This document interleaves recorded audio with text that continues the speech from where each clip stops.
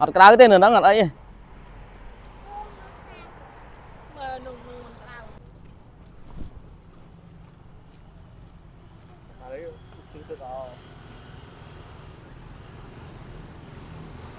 បាទសូមលំអរកាយគ្រប់ជម្រាបសួរបងប្អូនដែលកំពុងតែតាមដានទស្សនាបាន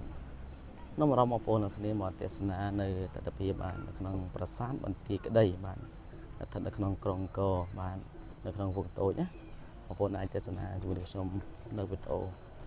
ជាបន្តទៅបាទសូមគោរពជម្រាប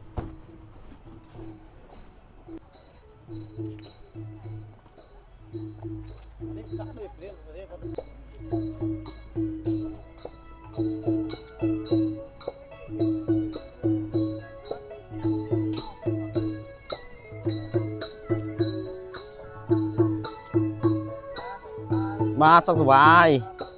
ហេងហេងទ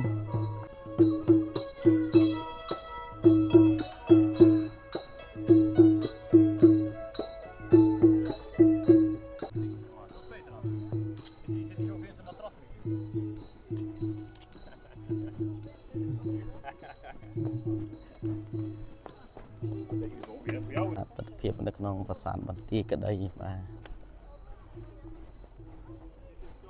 ស្រស់ស្អាតណាបាទរៀនហាឬក៏ផ្លូវដើរវាមុខគឺมันមានអីជាតសទៅម្ដងទេគ្រាន់តែទៅរៀបប៉ុន្តែទៅខូចខាតអស់តែទូប្រាសាទកន្លែងខ្លះក៏ស្អាតកន្លែងខ្លះក៏មិនទាន់ជាបញ្ហាអីទេនៅតែស្អាត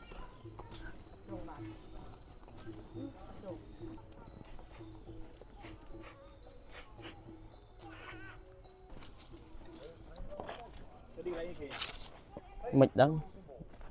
នេះប្រហែលជា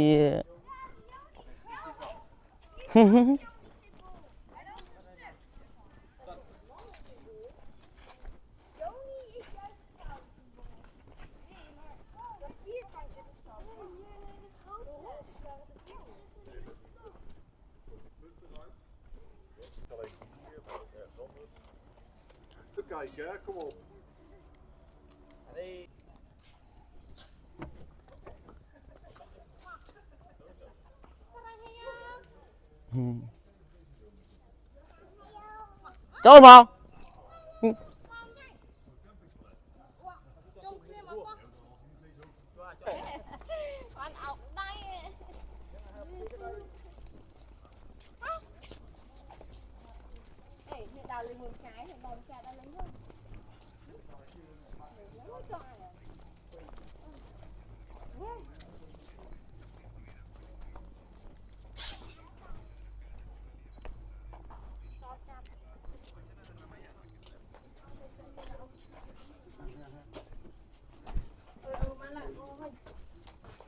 សុបាយអូកូនចៅមកមុខស្រស់ស្រស់ស្អាតស្អាតហ្នឹងនេះបានលៀបបានជ័យនាំហេនឹងសំណាងគ្រប់គ្នា